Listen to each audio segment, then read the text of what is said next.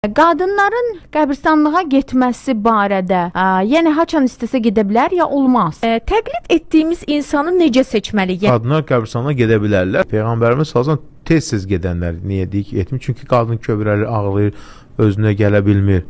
Amma arada bir onlar da getməli. Nəyə görə? Çünki Peyğəmbərimiz buyurur ki, qəbristanlığı ziyarət edin. İnsan qəbristanlığı niyə ziyarət edir?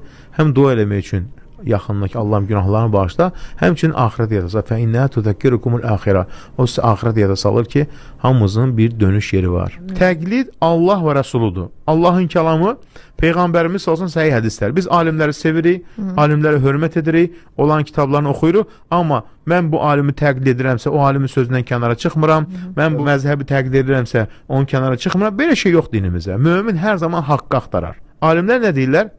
Deyirlər ki, əgər bizim dediyimizə qarşı səndə daha güclü dəlil varsa Peyğəmbərimizdən, bizim dediyimizi kənara qoy. Niyə görə? Biz bəşərik, ictihad edirik, səhv edə bilərik, doğru da edə bilərik. Amma Allah Rəsul səhv etməz. Ona görə biz haqqı axtarmalıyıq.